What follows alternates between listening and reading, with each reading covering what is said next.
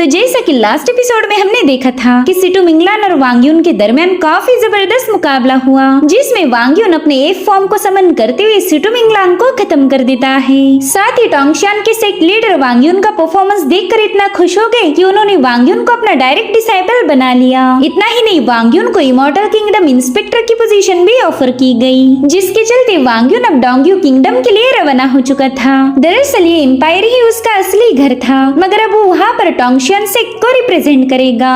अब आगे तो इस एपिसोड की शुरुआत में हमें डोंगयू किंगडम का सीन दिखाया गया, जहाँ पर वांग यून पहुंच चुका है। वहाँ के मॉर्टल लोगों में डिस्कस हो रहा था कि जल्द ही एम्परर का छोटा भाई युआनचेन इमॉर्टल पैलेस में वापस आने वाला है। तो पता नहीं उसके आने के बाद यहाँ के फैसले कौन लेगा, एम्परर युआन हाओ या फिर उसका छोटा भाई युआनचेन। तो अब वांग यून उनकी सारी बातें सुनकर वहाँ से रवाना हो गया। इधर पैलेस में सैक्रिफाइस सेरेमनी परफॉर्म की जा रही थी। उतने में ही कोर्ट के लोग देखते ही कि एम्परर युआन हाओ तो रिचुअल के दरमियान ही खर्राटे मार रहा, जो देखकर उसकी मदर यानी कि एम्प्रेस उसे आवाज देने लगी और उसे उठाने की कोशिश कर रही थी। तो उसकी आवाज सुनते ही युआन हाओ की नींद खुल गई। वो देखता है कि कोर्ट के लोगों को तो सब कुछ पता चल चुका है, इसलिए उन लोगों से कहने लगा कि मैं तो बिल्कुल भी सो नहीं रहा था, बल्कि मैं तो अपनी माइंड स्पेस में जाकर एक इमॉर्टल से मिल के आया। उस इमॉर्टल ने मुझे बताया कि कैसे हम अपने किंगडम को और ज्यादा स्ट्रॉन्ग बना सकते हैं। अब एम्परर अपने लोगों को चूना लगा ही रहा था कि तभी कुछ सिपाही जोंग नाम के बंदे को उसके सामने लाकर पटक देते हैं। तो युआन हाओ फटाफट से एक बंदे की पीठ पर बैठकर उनसे पूछने लगा कि बताओ क्या मसला है। तो जोंग उससे कहने लगा कि इन कुछ सालों में होली लाइट टावर को बिल्ड करने के लिए आपने पूरे डोंगयू के गरीब लोगों की मेहनत से कमाए हुए पैसे उड़ा दिए। साथ ही हमारे कई सारे सिपाहियों को किसी बाहर की रियासत में दूसरे लोगों की मदद करने के लिए भेज दिया।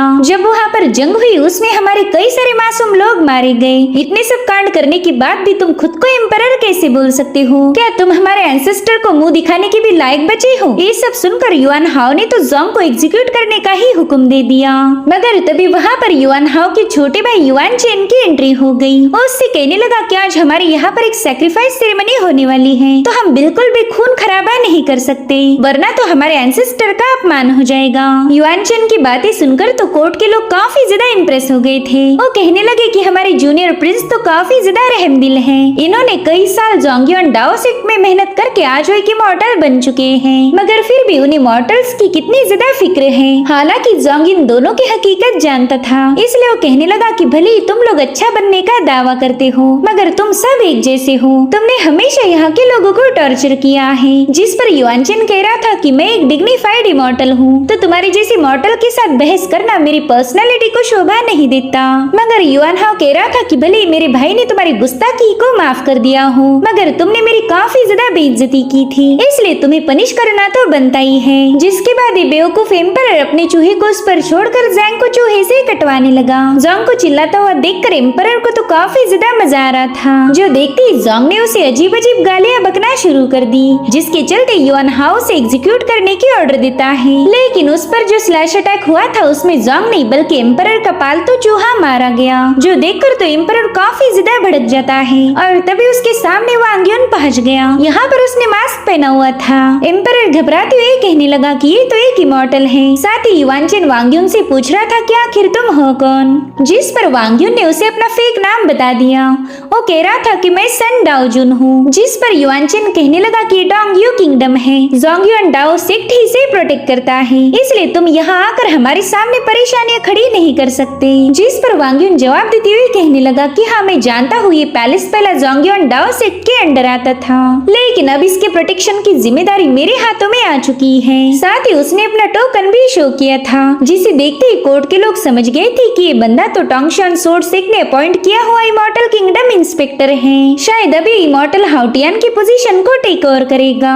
तभी युआनचेन उससे कहने लगा कि अब तुम नेशन किंगडम की गार्डियन की पोजीशन को संभाल रहे हो, तो क्या तुम इस बंदे को पनिश नहीं करोगे? इसने हमारे एम्परर का अपमान किया है, इसलिए मेरे ख्याल से हमने इसकी गर्दन उड़ा देनी चाहिए। वहीं पर एम्परर युआन हाओ भी यही बता रहा था कि इस मामूली से बंदे ने एक एम्परर की इंसल्ट की है, इसे तो मौत की सजा मिलनी ही चाहिए। जिस पर वांग यून कहने लगा कि एक एम्परर का अपमान करने से तुम उस पर्सन को एग्जीक्यूट करना चाहते हो, फिर तुम्हें एक इमॉर्टल हो और तुमने तो मेरी डिसरिस्पेक्ट की है, तो बताओ फिर तुम्हें इसकी क्या सजा देनी चाहिए। युआन चिन समझ गया था कि ये बंदा उनकी एक नहीं सुनने वाला, तो वांग यून से कहता है कि अगर तुम इस बंदे को बचाना चाहते हो तो इसका मतलब ये होगा कि तुम हमारे पैलेस और जोंगयुन डाओ से की भी इंसल्ट कर रहे हो।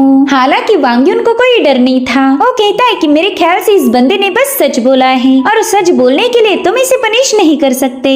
जो सुनते युआन चिन ने तुरंत ही अपने स्पीयर को समन कर लिया। वो कह रहा था चलो देखता हूँ कि हमारा नया गार्डियन कितना ज्यादा पावरफुल है। जिसके बाद वांग यून और युआन चिन के दरमियान फाइट शुरू हो गई। वैसे तो ये दोनों भी बॉडी रिफाइनिंग की 9वीं लेवल पर थे, मगर युआन चिन को पूरा यकीन था कि वो इस बंदे को हरा देगा। वो वांग यून से कह रहा था कि भले हम दोनों भी 9वीं लेवल के कल्टीवेटर हैं, लेकिन मैंने कई बार मुझसे भी हायर लेवल वाले कल्टीवेटर को धूल चटाई है, तो अब देखता हूँ कि तुम कितनी देर मेरे सामने टिक पाओगे। तब तक वांग यून ने उसे दूर पुश कर दिया, तो युआन चिन जल्दी से एक फॉर्मेशन एक्टिवेट करते हुए वांग यून पर लाइटनिंग एनिलेशन सोर्ड टेक्निक से अटैक कर देता है। उसकी हजारों लाइटनिंग सोर्ड बड़ी ही तेजी से वांग यून की तरफ आगे बढ़ने लगी थी, जो देखकर वांग यून भी तुरंत ही अपने ड्रैगन को समन कर चुका। जिसके बाद इन दोनों में एक जबरदस्त क्लैश हो जाता है, जहाँ पर वांग यून का ड्रैगन युआन चिन की सभी लाइटनिंग सोर्ड को डिस्ट्रॉय करते हुए उसे सीधे जमीन पर पटक चुका था।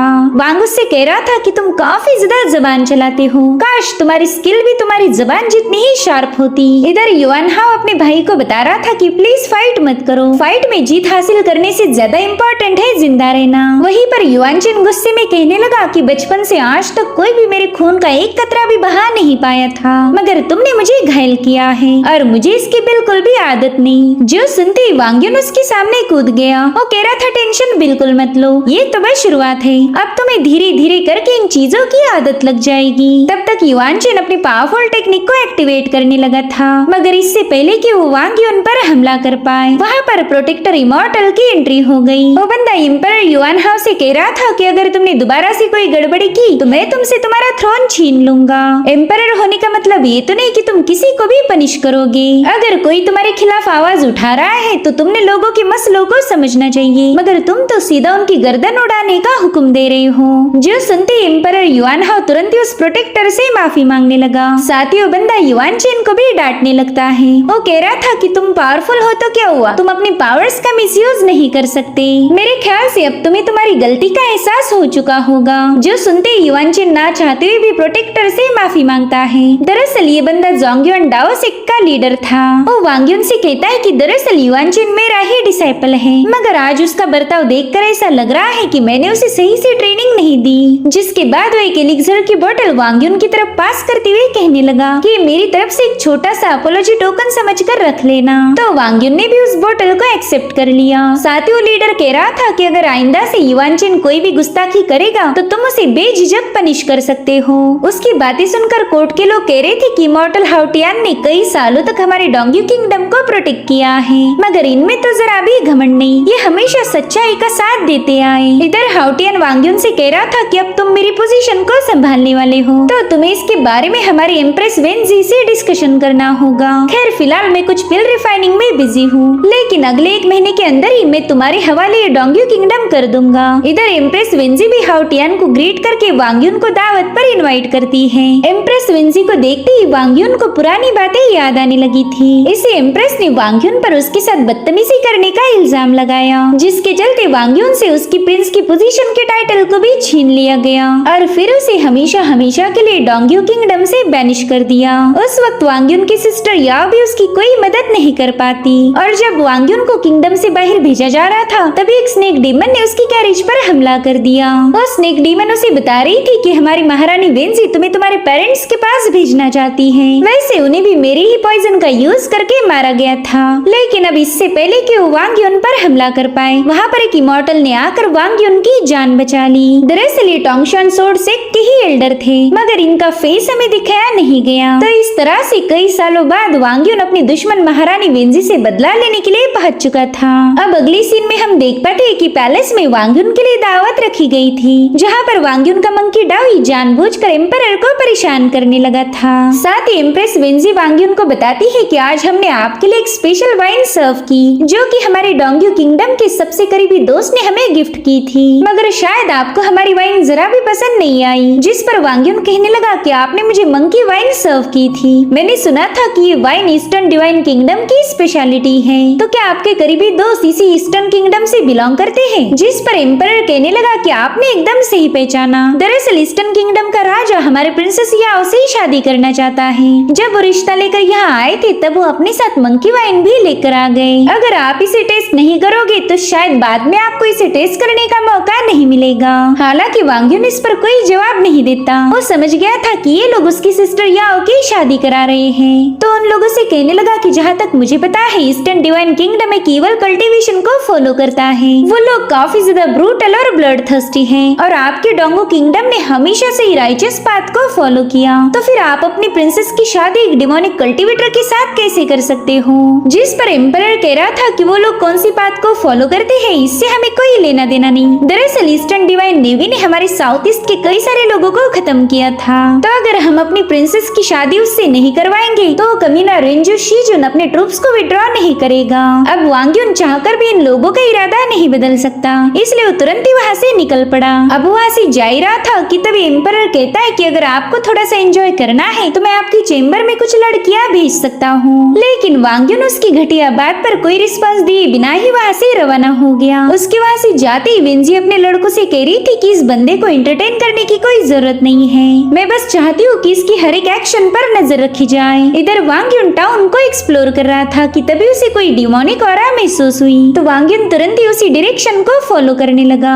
अब सीन शिफ्ट होकर हम एक बंदी को देख पाते हैं, जो कि एक लड़के से कह रही थी कि आज मैं तुम्हारे साथ कुछ अलग करना चाहती हूँ। तो बंदा उससे घबराते हुए कहने लगा कि मिस वानचिंग, आप मुझे जबरदस्ती यहाँ पर लेके आई हूँ, प्लीज मुझे हर्ट मत करना। जो सुनते ही वो लड़की तुरंत एक डीमन में तब्दील होकर उस बंदे का शिकार करती है। अब सीन शिफ्ट होकर हम जोंग को देख पाते हैं, उसके साथ ही वांग यून की सिस्टर या और उसकी सर्वेंट मिशांग थी। जोंग ने बता रहा था कि आज मेरे सच बोलने पर एम्परर मुझे एग्जीक्यूट करने वाला था, लेकिन तभी कि मॉर्टल ने वहां आकर मेरी जान बचा ली। जिस पर याओ कहती मुझे पता है आप मेरे भाई को वापस बुलाना चाहते हो, मगर ये इम्पॉसिबल है, कई सालों से उसकी कोई खबर नहीं मिली।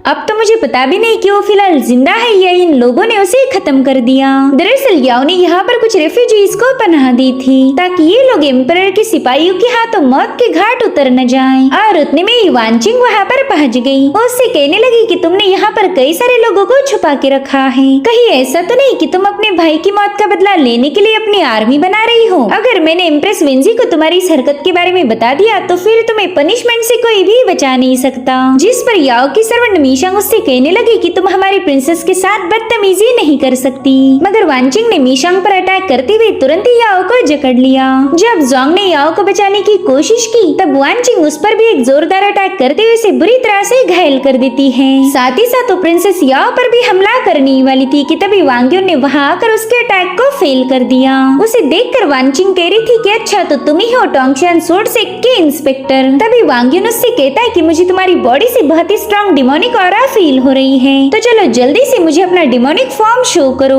अगर तुम वाकई में कोई डीमन हो तो मुझे तुम्हें खत्म करना होगा। मगर वानचिंग तो उसकी बातों को काफी ज्यादा हल्के में ले रही थी। वो कहती पता नहीं उस नकाब के पीछे छुपा हुआ फेस कैसा होगा। अगर तुम हैंडसम रहे तो तुम्हें खत्म करने से पहले मैं तुम्हारे साथ काफी सारे मजे करूंगी। जो सुनते ही वांग यून को अपने माइंड स्पेस से मिंगलोंग की आवाज आने लगी। वो कह रही थी बच्चे तुम तो काफी ज्यादा लकी हो, देखो ना वो लड़की तुम्हारे साथ मजे करना चाहती है। मेरे ख्याल से तुमने भी इस सुनहरे मौके का फायदा उठाना चाहिए। लेकिन वांग यून उसकी बातों को इग्नोर करते हुए सीधा वांगचिन पर अटैक करने के लिए चला गया। वहीं पर वानचिंग ने भी अपना स्नेक विप निकालकर उस पर अटैक करने की कोशिश की। हालांकि वांग यून ने उसके हर एक अटैक को डॉज कर दिया था। इतना ही नहीं वांग का मंकी डाओई भी उस बंदी को डिस्ट्रैक्ट करने में उसकी हेल्प करता है, जिसके चलते मौका मिलते ही वांग यून ने अपने ड्रैगन स्टाफ को समन करते हुए सीधा उस पर हमला कर दिया। ये हमला इतना ज्यादा पावरफुल था कि उस बंदी को अपनी असली फॉर्म में आना पड़ता है। वहीं पर वांग यून भी स्नेक डीमन के साथ फाइट करने के लिए अपने ड्रैगन को समन कर चुका था